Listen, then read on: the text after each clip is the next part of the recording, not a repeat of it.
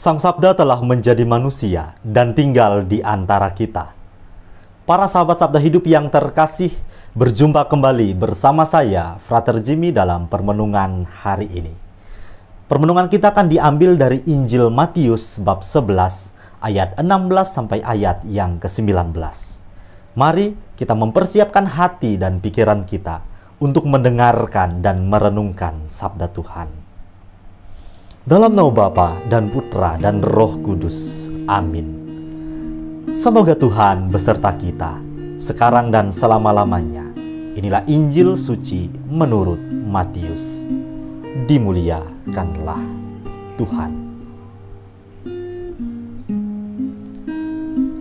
Dengan apakah akan kuumpamakan angkatan ini? Mereka itu seumpama anak-anak yang duduk di pasar dan berseru kepada teman-temannya, "Kami meniup seruling bagimu, tetapi kamu tidak menari. Kami menyanyikan kidung duka, tetapi kamu tidak berkabung."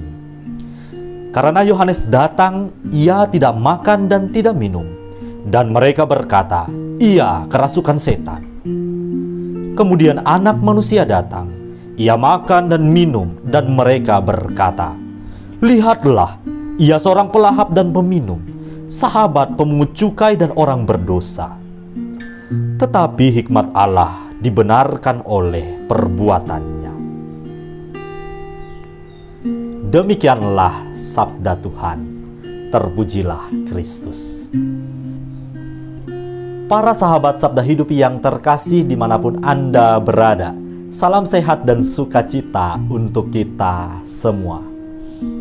Melalui bacaan Injil yang telah kita dengarkan tadi, bagaimana Yesus memberikan perumpamaan untuk menggambarkan orang-orang kala itu yang masih degil hatinya, tidak mau menerima kehadiran Yohanes Pembaptis, juga Yesus sendiri yang akan hadir dan hidup di tengah mereka.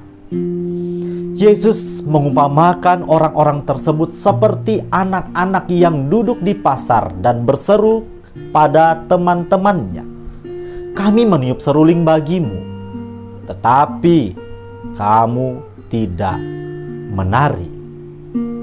Kami menyanyikan kidung duka, tetapi kalian tidak berkabung."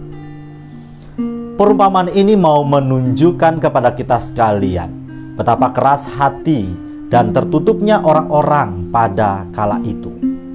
Seruan pertobatan yang digaungkan oleh Yohanes Pembaptis tidak diindahkan.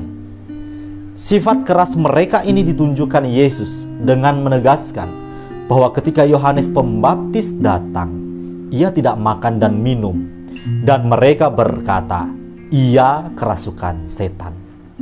Demikian pun selanjutnya ketika Anak Manusia, Tuhan sendiri yang datang, hadir dan tinggal secara nyata di tengah manusia. Ia makan dan minum, tetap saja mereka berkata, "Lihatlah seorang pelahap dan peminum, sahabat pemungut cukai dan orang-orang berdosa."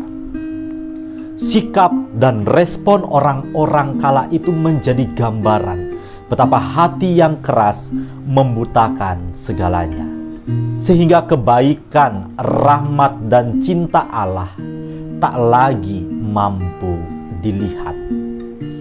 Hati yang keras dan membatu para sahabat Sabda Hidup yang terkasih hanya akan membuat hidup kita tidak bisa menemukan kebaruan dan perubahan yang lebih baik. Selanjutnya, hati yang keras senantiasa memenjarakan kita dalam situasi kegelapan yang amat pekat. Kita tidak bisa menentukan arah hidup yang lebih baik. Maka dari itu, melalui permenungan hari ini, kita sekalian diajak untuk mencairkan hati kita yang keras dan beku ini. Kita cairkan segala bentuk kesombongan diri dengan menerima secara terbuka rahmat dan cinta Allah yang selalu menyelamatkan.